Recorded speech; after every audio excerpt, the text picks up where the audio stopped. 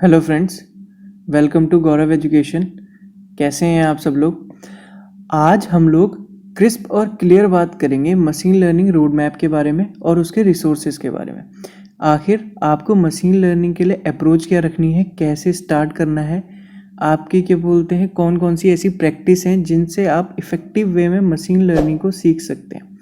तो स्टार्टिंग से लेकर फाइनल तक आज मैं आपको बताने वाला हूँ कि क्या अप्रोच रखनी है और कैसे जाना है, और हर चीज़ से रिलेटेड जिसके बारे में भी मैं बताऊँगा उसका रिसोर्स भी आपके साथ शेयर करूँगा। बताऊँगा कि आपको फ्री में, आपको बिना एक भी रुपया खर्च करे हुए अपनी जेब से मशीन लर्निंग कैसे सीखनी है इफ़ेक्टिवली। ठीक है, तो अगर आप इस वीडियो को फॉलो करेंगे, अगर आप इसके थ्रू जो मैं स्टेप्स बताने वाला हूँ आज उसके थ्रू अगर आप फॉलो करते हैं, मशीन लर्निंग को सीखते हैं, ठीक है, अपनी अप्रोच रखते हैं, तो मैं गारंटी देता हूँ कि आप बहुत जल्दी और फ्री में मशीन लर्निंग सीख सकते हैं बहुत ज़्यादा हद तक। ठीक है, तो चलिए सीधा आगे बढ़ते हैं। मेरा नाम गौरव है, ठीक है। तो आगे देखते हैं हम। सबसे पहले क्या है, सबसे पहले आपको पता होना चाहिए कि आपको जाना कहाँ है। ठीक है, हमारे पास दो फेज़ होते हैं, या तो हमें प्रोडक्शन में जाना चाहिए, ठीक है, या तो हमें प्रोडक्शन में हमारा इंटरेस्ट है, या तो फिर हमारा रिसर्च और डेवलपमेंट में इंटरेस्ट है। ये दो चीज़ें जो हैं ये हमारी क्लियर होनी चाहिए कि हमें जाना क्या है, कि हमें अपने प्रोडक्ट्स बनाने हैं या फिर हमें अपनी एल्गोरिदम्स क्रिएट करनी है। ठीक है, हमें रिसर्च में जाना है, डेवलपमेंट में जाना है, ठीक है, R&D में जाना है। ठीक है, तो ये हमारा क्लियर होना चाहिए गोल। हमें पता होना चाहिए हमें प्रोडक्ट बेस्ड कंपनी में जाना है या फिर हमें एल्गोरिदम्स लिखनी है फ्यूचर में। तो अगर आपका ये गोल क्लियर है तभी हम आगे बढ़ेंगे, क्योंकि इस चीज़ से आपकी एक चीज़ क्लियर होगी, और वो क्या क्लियर होगी मैं अभी थोड़ी देर में आपको बताऊंगा। ठीक है, तो रिसोर्सेज जितने भी यहाँ पर मैंने आपको बताए हैं ये मोर देन इनफ है एक बिगनर लेवल के लिए। आपको मशीन लर्निंग सीखने के लिए बिगनर के लिए एक कंप्लीट पैकेज मैंने यहाँ पर लेके आया है। ठीक है, तो सबसे पहले हम बात करेंगे, अगर हमें मशीन लर्निंग सीखनी है, थ्योरी तो कोई भी बता देगा, थ्योरी तो कोई भी सीख सकता है। अगर मैं 10th क्लास के बच्चे को लेके आऊँगा जिसको कुछ नहीं पता, उसको भी अगर मैं थोड़ा सा बताऊंगा मशीन लर्निंग ये है, ऐसे काम करती है, तो वो 2 दिन में उसे इतना पता चल जाएगा कि हाँ हमारा जो नेटफ्लिक्स है वो कैसे काम करता है, हमारा ये जो यूट्यूब है, रिकमेंडेशन सिस्टम है, हमारा ये सारी चीज़ें हैं ये कैसे काम करती हैं, ये उसे पता चल जाएगा। लेकिन क्या जब इम्प्लीमेंटेशन की बात आएगी तब क्या वो कर पाएगा? नहीं कर पाएगा, क्योंकि थ्योरेटिकल नॉलेज होना अलग चीज़ है, प्रैक्टिकल नॉलेज होना बहुत ज़्यादा अलग चीज़ है। इसीलिए सबसे पहला जो हमारा स्टेप रहेगा वो हमारी रहेगी प्रोग्रामिंग लैंग्वेज सीखना। अब मैं प्रेफर करता हूँ पाइथन। बहुत सारी लैंग्वेज हैं, स्विफ्ट है, आर है, बहुत सारी मार्केट में लैंग्वेजेस हैं जो आप सीख सकते हैं। ऐसा नहीं है कि आप पाइथन ही सीखें। अब पाइथन मेरी पर्सनल फेवरेट इसीलिए है क्योंकि इसमें बहुत सारी लाइब्रेरीज़ हैं, बहुत सारे बिगनर्स हैं। जो यहाँ पर बात हुई थी ना हमारी प्रोडक्शन और R&D वाली, अब जिसको रिसर्च और डेवलपमेंट में नहीं जाना तो वो फालतू में एक्स्ट्रा मैथ पढ़ के क्या करेगा। तो जो हमारी पाइथन में लाइब्रेरीज़ हैं वो हम उसको यूज़ करेंगे, है ना। हमारी जितनी भी लाइब्रेरीज़ है, जब साइकिट लर्न ने हमें कन्वीनियंट प्रोवाइड करवाया है, उसने पहले से ही लाइब्रेरी बनवाई हैं, बना रखी हैं, तो हम उनका यूज़ करेंगे ना। हम स्क्रैच से अपनी लाइब्रेरी क्यों लिखेंगे, है ना। तो इसीलिए पाइथन में ज़्यादा प्रेफर करता हूँ। वैसे 80% अगर आप देखें तो पाइथन का जो मार्केट है 80% लोग प्रेफर करते हैं पाइथन को 80% लोग प्रेफर करते हैं for machine learning purpose. You can check out in Google also. तो पाइथन सीखने के लिए वैसे तो आप पाइथन प्लेलिस्ट से भी सीख सकते हैं, यूट्यूब से सीख सकते हैं, इतने सारे चैनल हैं फ्री में पाइथन आपको सिखाते हैं। आप प्रैक्टिस से सीख सकते हैं, आपको कोई इतनी ज़्यादा बुक पढ़ने की ज़रूरत नहीं है। लेकिन फिर भी अगर आपको एक बुक चाहिए रेफरेंस के लिए तो ये है Python for everybody exploring data using Python 3। ये पाइथन 3 की हेल्प से, पाइथन 3 की जो हमारी अपडेट है उसके बाद से यहाँ पर से आप पाइथन 3 को सीख सकते हैं। चार्ल्स आर नाम की ये ऑथर है। ये बुक आपको फ्रीली अवेलेबल है गूगल पे, आप जाइए सर्च करिए इस नाम से, आपको PDF इसकी मिल जाएगी, आप वहाँ से पाइथन 3 सीख सकते हैं, या फिर यूट्यूब में लेक्चर्स हैं आप वो देख सकते हैं। बहुत जल्दी हम लोग अपनी पाइथन की सीरीज़ लेकर आने वाले हैं, आप वहाँ से भी चेकआउट कर सकते हैं। अब हमने पाइथन सीख ली, हमने एक प्रोग्रामिंग लैंग्वेज सीख ली, अब हमें प्रोग्रामिंग के बारे में पता है, हमें प्रोग्रामिंग आती है, ठीक है। हमें प्रोग्रामिंग के बारे में पता है, प्रोग्रामिंग क्या होती है, कैसे काम होती है, लूप्स क्या होते हैं, कंडीशंस क्या होती हैं, ये सारी चीज़ें हमें पता चल गई है। अब हमारा मेन काम रहता है लाइब्रेरीज़ को पढ़ना। हमें पता होना चाहिए लाइब्रेरीज़ क्या होती हैं, कैसे काम करती हैं। सबसे पहली library numpy, pandas, matplotlib, seaborn, plotly। अच्छा, ये 3 लाइब्रेरीज़ हैं, ये हमारी विजुअलाइजेशन के लिए है। विजुअलाइजेशन के लिए हमें, अब मेरी अगर आप पुरानी वीडियोस देख रहे हैं तो आपको पता होना चाहिए, मैं हर बार बात करता हूँ, डेटा विजुअलाइजेशन बहुत ज़्यादा इंपॉर्टेंट रोल प्ले करता है। एक machine learning engineer, data scientist, data engineer, इन सब की लाइफ में विजुअलाइजेशन का बहुत ज़्यादा बड़ा रोल है। तो विजुअलाइजेशन आपको पता होना चाहिए। numpy हमारी साइंटिफिक कैलकुलेशन के लिए, pandas हमारे डेटा फ्रेम पे हम जब काम करते हैं तो इसके लिए। इन पे भी हम डेडिकेटेड प्लेलिस्ट लाने वाले हैं बहुत जल्दी, स्टे ट्यून्ड। इनके लिए भी आपको, इनके लिए ज़्यादा कुछ करने की ज़रूरत नहीं है। numpy की आप डॉक्यूमेंटेशन पढ़ सकते हैं, बहुत ज़्यादा सिंपल है। pandas की डॉक्यूमेंटेशन पढ़ सकते हैं, मैटप्लॉटलिब, इन सब की डॉक्यूमेंटेशन अगर आप इनकी ऑफिशियल साइट पर जाएंगे तो वहाँ से आप इसकी डॉक्यूमेंटेशन पढ़ सकते हैं, बहुत ज़्यादा इजी है। अब वहाँ से इनको पढ़ सकते हैं। इनके लिए कोई पर्टिकुलर बुक रेफ़र नहीं करूँगा मैं, आप वहाँ से इजीली एक्सप्लेन कर सकते हैं। वहाँ बहुत ज़्यादा इजीली एक्सप्लेन किया हुआ है, आप वहाँ से जाके देख सकते हैं। अब scikit-learn की बात रही। scikit-learn मैंने बताया था ना कि बहुत सारी लाइब्रेरीज़ हैं हमारी जो हमारा काम ऑलरेडी करके दे रही हैं। हमारी scikit-learn के अंदर इतनी सारी, almost every algorithm we use in machine learning वो हमारी scikit-learn के अंदर है। हम scikit-learn से उसका यूज़ कर सकते हैं डायरेक्टली, बिना स्क्रैच से उसको लिखे हुए। अब टेंसरफ्लो और केरास, ये हमारे फ्रेमवर्क हैं फॉर डीप लर्निंग। अब अभी तो हम थोड़े दिनों में जब डीप लर्निंग के बारे में बात करेंगे तो केरास और टेंसरफ्लो ये आप सुनेंगे ही सुनेंगे। टेंसरफ्लो, केरास, ठीक है, ये सारी चीज़ें जब हम ये डीप लर्निंग के फ्रेमवर्क हैं, तो आपको ये वाली लाइब्रेरीज़ भी पता होनी चाहिए आगे बढ़ने से पहले, है ना। तो इतनी चीज़ें तो आपको पता होनी चाहिए। इसके बाद भी आप एक आधा और ऐड ऑन कर सकते हैं, वो धीरे धीरे आपको पता चलता जाएगा जो आपको ऐड ऑन करना होगा। अगर मेरे से यहाँ पे कोई छूट गई होगी तो मैं अपकमिंग वीडियोस में बताता रहूँगा। तो इसके बाद हम बात करते हैं मैथ्स की। अब हमने अपनी प्रोग्रामिंग लैंग्वेज सीख ली, हमने पाइथन आ गई हमें, है ना। उसके बाद हमने लाइब्रेरीज़ देख ली हैं। अब बात आती है सबसे मोस्ट इम्पॉर्टेंट चीज़ की। मशीन लर्निंग में अगर कुछ है जिसको मशीन लर्निंग जिसे पकड़ी हुई है, ठीक है, मशीन लर्निंग का फाउंडेशन कह सकते हैं। जैसे हम कोई बिल्डिंग खड़ी करते हैं तो उससे पहले हम फाउंडेशन खोदते हैं ना, ठीक है, हम डिग करते हैं, फाउंडेशन क्रिएट करते हैं सबसे पहले हमारी बिल्डिंग खड़ी करने के लिए, कोई भी स्ट्रक्चर करने के लिए। तो मैथमेटिक्स जो है वो मशीन लर्निंग का फाउंडेशन है। मशीन लर्निंग अगर किसी पर टिकी हुई है तो वो है मैथ्स। अगर मैंने बताया ना R&D और ये 2 चीज़ें क्यों इम्पोर्टेंट है। अगर आपको रिसर्च और डेवलपमेंट में जाना है तो आपको मैथ्स बहुत ज़्यादा इम्पॉर्टेंट रोल प्ले करती है फिर आपके लिए। अगर आपका मन है कि आप रिसर्च डेवलपमेंट में जाएं, आप अपनी खुद की एल्गोरिदम लिखें, तो मैथमेटिक्स आप छोड़ नहीं सकते। ये एक ऐसा चीज़ है, आप मशीन लर्निंग में मैथमेटिक्स आपके लिए, आपका सुबह का नाश्ता, दिन का लंच और रात का डिनर मैथमेटिक्स, ठीक है, इतनी ज़्यादा इम्पॉर्टेंट है।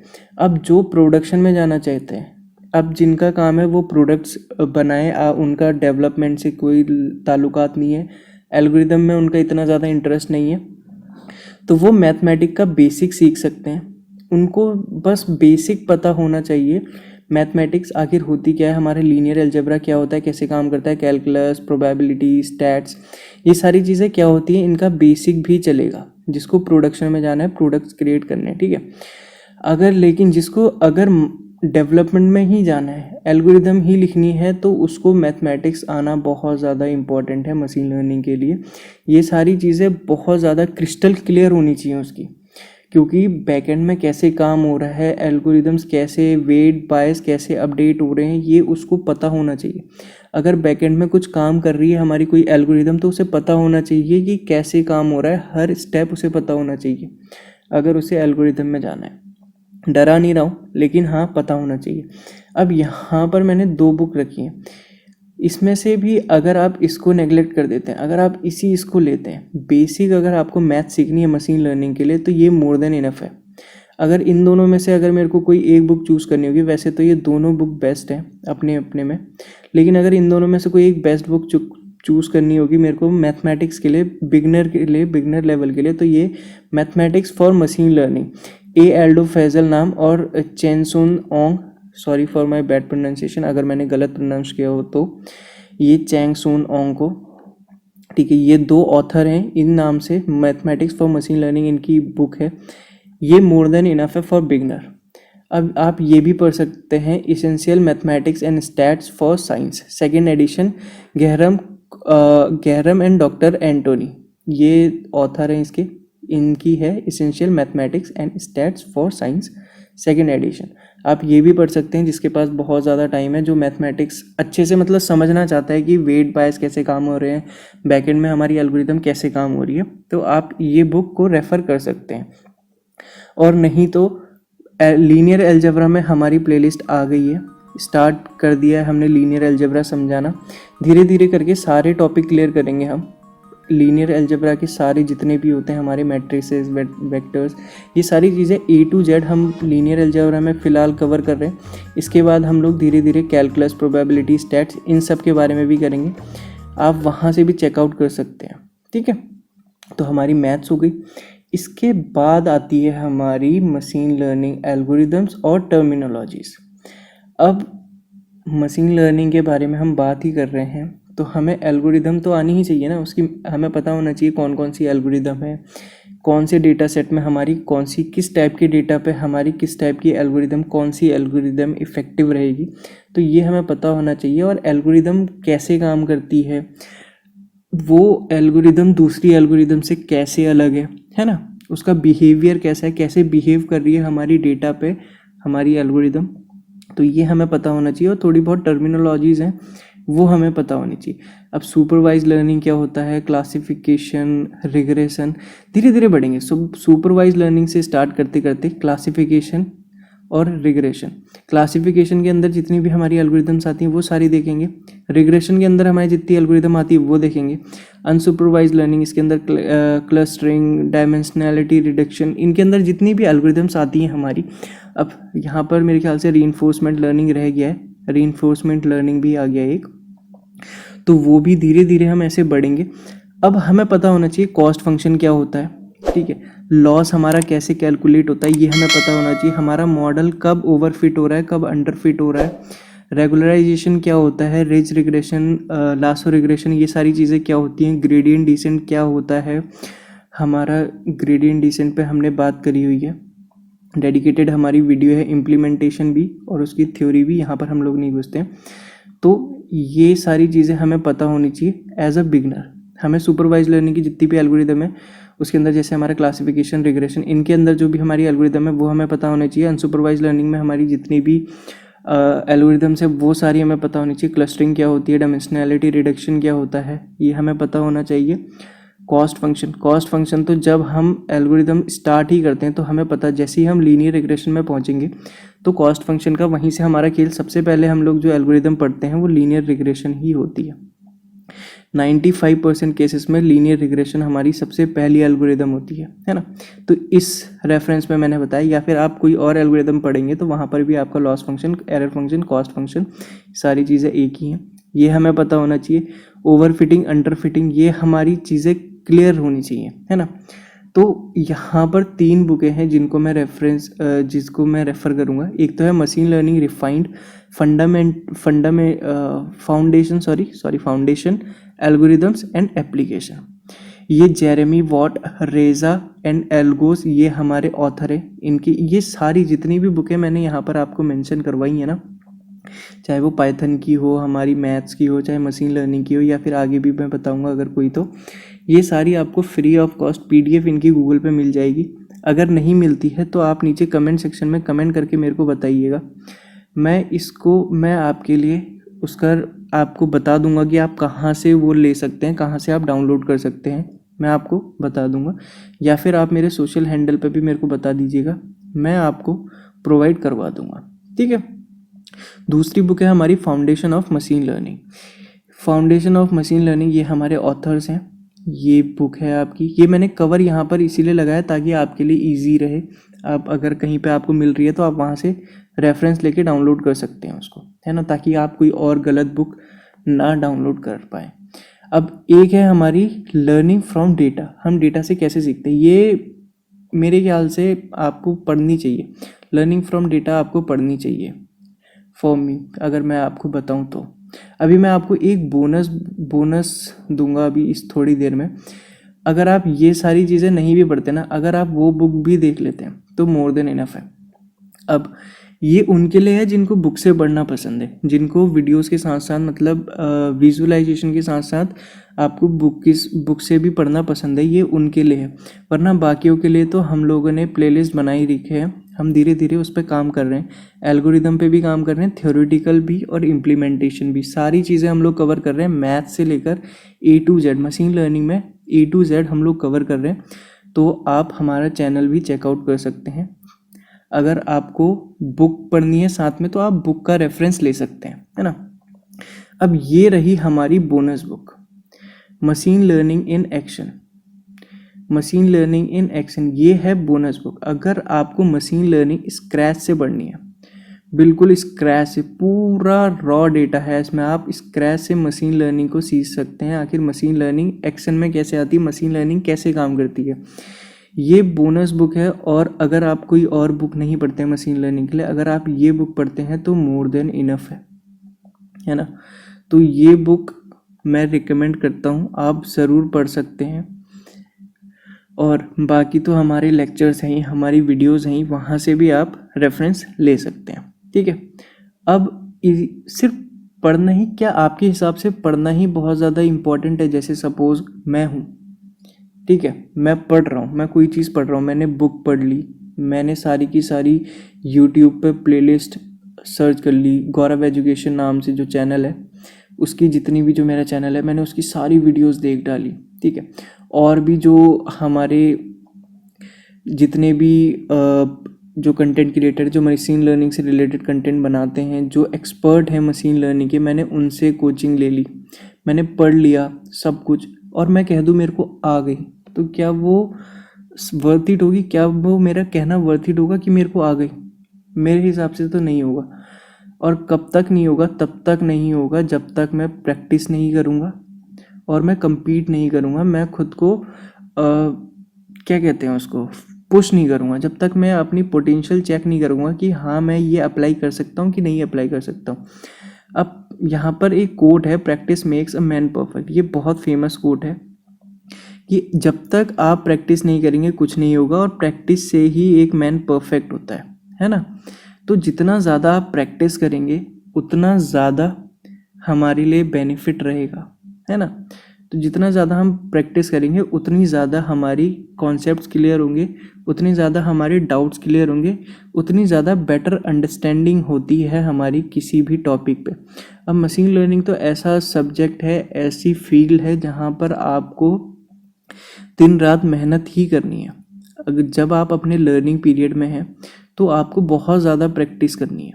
सिर्फ थ्योरेटिकल नॉलेज सफिशिएंट नहीं होती, प्रैक्टिकल नॉलेज बहुत ज़्यादा इंपॉर्टेंट है इस केस में, क्योंकि इतनी सारी एल्गोरिदम्स है। जब आपको पता ही नहीं होगा कौन से डेटा पे कौन सी एल्गोरिदम काम कर रही है, एल्गोरिदम काम कैसे कर रही है, ये सारी चीज़ें जब आपको नहीं पता होंगी, और ये आपको तब तक नहीं पता होगी जब तक आप प्रैक्टिस नहीं करेंगे। आप प्रैक्टिस करेंगे तो आपकी चीज़ें क्लियर होंगी। अब प्रैक्टिस आप कहाँ से कर सकते हैं? आप कैगल है, इतना बड़ा प्लेटफॉर्म है हमारा कैगल, आप वहाँ पे compete भी कर सकते हैं। आप वहाँ से डेटा सेट डाउनलोड करके वहाँ से आप प्रैक्टिस करना स्टार्ट कर सकते हैं, कंपटीशन खेलना स्टार्ट कर सकते हैं। वहाँ ऑलरेडी लोगों ने काम किया हुआ है, उनकी नोटबुक्स हैं, वहाँ से आप रेफरेंस ले सकते हैं। गिटहब है हमारा, गिटहब से आप नोटबुक का रेफरेंस ले सकते हैं, किसी ने अगर कोई प्रोजेक्ट किया हुआ है अब वहाँ से उसके प्रोजेक्ट्स को रेफरेंस लेके वहाँ से काम स्टार्ट कर सकते हैं। हमारे इतने सारे प्लेटफॉर्म्स हैं, मशीन है कि एक हमारा प्लेटफॉर्म है, वहाँ पर आप कंपटीशन कर सकते हैं। बहुत सी जगह हैं, लेकिन प्रैक्टिस, जहाँ पे आपने प्रैक्टिस छोड़ी वहाँ पे आपका डाउनफॉल शुरू हो जाएगा, क्योंकि ये बहुत ज़्यादा प्रैक्टिस मांगता है। जितनी ज़्यादा प्रैक्टिस करेंगे उतने आप बेटर होते जाएंगे, है ना। तो ये तो हो गई हमारी बात। अब हमें सबसे बड़ा जो क्वेश्चन है ना, सबको पता है कि क्या करना है ना। ये तो आपको बहुत ज़्यादा जगह मिल जाएगी, हमें प्रोग्रामिंग सीखनी है, ये तो कॉमन सी चीज़ है। प्रोग्रामिंग सीखनी है, लाइब्रेरी सीखनी है, मैथ सीखनी है, हमें एल्गोरिदम सीखनी है, हमें प्रैक्टिस करना है, हमें कौन सी बुक पढ़नी है, क्या पढ़ना है, ये सब ठीक है। ये सारी चीज़ें बहुत छोटी हैं। ये आपको अगर मैं नहीं भी बताता तब भी हो सकता है आपको पता होगा। 70 to 80% लोगों को मैं एज्यूम करता हूँ कि पता होंगी ये सारी चीज़ें जो मैंने अभी बताई हैं। लेकिन एक पाथ होता है ना जो फॉलो करना चाहिए, जिससे कंसिस्टेंसी बनी रहती है। अब अगर क्या हुआ कि आपने दिया कि मेरे को 2 साल बहुत मेहनत करनी है, या फिर आपको 1 साल बहुत मेहनत करनी है और मशीन लर्निंग सीखना है, आप क्या करेंगे? 1 महीना, मैं ये बहुत ज़्यादा बता रहा हूँ, 1 महीना आपने जम के मेहनत कर दी। क्या होगा दूसरे महीने से या फिर तीसरे महीने से वो ना धीरे धीरे धीरे करके जितनी मेहनत आपने पहले महीने करी थी उसकी 80% होगी दूसरे महीने, 50% होगी तीसरे महीने, ऐसे करते करते डिक्रीज हो जाएगी।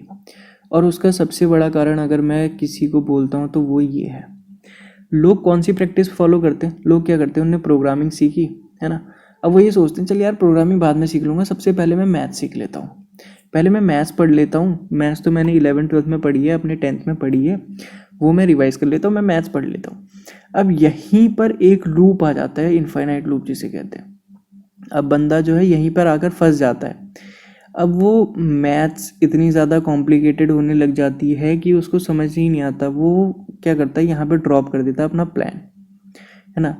तो जैसे ही उसने मैथ्स पढ़ी, मैथ्स अगर उसने स्टार्टिंग से ही मैथ्स पढ़ी और कोई इसी चीज़ पे ध्यान नहीं दिया तो वो यहाँ पर आके अटक जाता है। मेरे साथ मेरे जो दोस्त थे जिन्होंने मेरे साथ स्टार्ट करी थी, बहुत मतलब अगर मैं बताऊँ, हम लोग 4 दोस्त थे, हम लोगों ने साथ में काम करना शुरू किया था मशीन लर्निंग में। तो उनमें से जो एक था ना, एक मेरे साथ अभी तक लगा हुआ है और बाकी के जो 2 थे उन्होंने ड्रॉप कर दिया। और वो ड्रॉप क्यों किया? सिर्फ इस वजह से, उन लोगों ने गलत अप्रोच को चूज़ किया, है ना। उन लोगों ने कहा नहीं यार पहले हम मैथ्स करेंगे। मैथ्स में वो लोग बहुत अच्छे थे, नो डाउट, बहुत ज़्यादा अच्छे थे मैथ्स में, लेकिन वही होता है ना, एक बोरियत हो जाती है। आप अगर किसी चीज़ पे, एक ही चीज़ पे अगर आप अटके हुए हैं तो एक्सप्लोर करना बहुत ज़्यादा इंपॉर्टेंट है। अब मैथ्स में लगे रहेंगे, फिर उसके बाद आप लाइब्रेरीज की तरफ जाएंगे तो ये बहुत टीडियस टास्क हो जाएगा आपके लिए, बहुत कॉम्प्लिकेटेड हो जाएगा, है ना। तो कभी भी ये गलती बिल्कुल मत करना, आप मैथ से स्टार्ट कभी नहीं करना। तो राइट अप्रोच क्या होनी चाहिए गौरव, है ना। अब आपने बता दिया कि मिस्टेक नहीं करनी, तो राइट अप्रोच क्या होनी चाहिए? राइट अप्रोच मेरे हिसाब से, आप एल्गोरिदम भी पढ़ रहे हैं, साथ में आप मैथ्स भी पढ़ रहे हैं, लेकिन आपने प्रोग्रामिंग पहले पढ़ लिया, आपको पहले प्रोग्रामिंग आती है, तब आप यहाँ पर बढ़ेंगे, है ना। कोई सी भी प्रोग्रामिंग लैंग्वेज आती है, आप पहले उसको अच्छा करिए, आप वहाँ पर चेक करिए कि आप स्टैंड ले पा रहे हैं उस प्रोग्रामिंग लैंग्वेज पे, क्या आपका होल्ड है उस प्रोग्रामिंग लैंग्वेज पे। अगर उस प्रोग्रामिंग लैंग्वेज पे आपका होल्ड है तब आप आगे बढ़िए, है ना। तो आपने प्रोग्रामिंग लैंग्वेज सीखी, आपने लाइब्रेरी साथ में कर रहे हैं, आप मशीन लर्निंग की एल्गोरिदम्स आप साथ में कर रहे हैं और आप मैथ साथ में कर रहे हैं, है ना। पहले आपने एक लीनियर अलजेब्रा पढ़ लिया, ठीक है, थोड़ी बहुत एल्गोरिदम कर ली, आपने बनाया कि मेरे को यार यहाँ पर मेरी लीनियर अलजेब्रा है, तो मैंने लीनियर अलजेब्रा पढ़ी है, तो अब मैं ये वाली एल्गोरिदम को इम्प्लीमेंट करता हूँ, है ना। अगर आप साथ में लेके करेंगे ना तो आपका फन बने रहेगा, आप बोर नहीं होंगे, आप वहाँ पर आपका वो इन्फाइनाइट लूप वाली कंडीशन नहीं आएगी, क्योंकि आप दोनों को साथ में लेके चल रहे हैं, है ना। आपने बैलेंस बना रखा है। तो बैलेंस बहुत ज़्यादा इम्पॉर्टेंट है, लेकिन सबसे पहले आपको प्रोग्रामिंग ही सीखनी है और आपको अपनी थोड़ी बहुत लाइब्रेरीज पे काम करना है, स्टार्ट कर देना है साथ के साथ, है ना। और ये जो आपकी एल्गोरिदम है और ये जो मैथ्स है, ये साथ में पढ़नी है। ये मेरे हिसाब से, मेरे लिए तो बहुत बढ़िया काम करी है। अगर आप इसको फॉलो करेंगे सही से तो आपके लिए भी बहुत ज़्यादा सही से काम करेगी। क्योंकि अच्छा, पहले आप ये डिसाइड कर लीजिएगा कि आपको रिसर्च और डेवलपमेंट में जाना है, आपको एल्गोरिदम्स क्रिएट करनी है या नहीं करनी है आपको, या प्रोडक्शन में जाना है। अगर आपका ये गोल क्लियर होगा तभी आप मैथ्स पे उतना ज़्यादा उस हिसाब से कंसंट्रेट करेंगे। अगर आपका रिसर्च और डेवलपमेंट वाला हिसाब किताब है तो आप मैथ्स में बहुत ज़्यादा ध्यान देंगे, है ना, तो वो आपके लिए प्रायोरिटी हो जाएगी मैथ्स।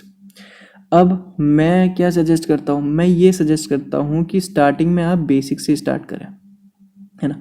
अगर आपको R&D में भी जाना है तो आप पहले स्टार्टिंग में बेसिक से स्टार्ट करें। आप नॉर्मल मैथ्स पढ़ें, ये वाली जो मैं अगर आपको बुक बता रहा था, ये जो मैथमेटिक्स फॉर मशीन लर्निंग है, आप इसको पहले बढ़िया तरीके से करिए और जो हमारी प्लेलिस्ट है उसको सही से करिए। और आप साथ साथ में जो एल्गोरिदम्स हैं उसका इम्प्लीमेंटेशन साथ साथ में करें। उसके बाद जब आपकी ये सारी चीज़ें हो जाएंगी तब उसके बाद आप एडवांस लेवल पे मैथ्स को स्टडी करना शुरू करेंगे, है ना। तो एक ये बेस्ट प्रैक्टिस है जिसको R&D में जाना है। ये मेरे अकॉर्डिंग है, किसी और के अकॉर्डिंग चेंज हो सकता है ना, सबका अपना अपना नज़रिया है। तो आज हमने बात करी कि रोड मैप क्या है और कौन कौन से रिसोर्सेस हैं। अगर आपको रिसोर्सेज में थोड़ा बहुत भी डाउट है तो आप मेरे को बता दीजिएगा, ठीक है। उसकी PDF नहीं मिल रही है, आप मेरे को नीचे कमेंट सेक्शन में बता सकते हैं, मेरे सोशल हैंडल में जाके मेरे को बता सकते हैं, मैं वहाँ पर आपके सारे डाउट क्लियर कर दूंगा।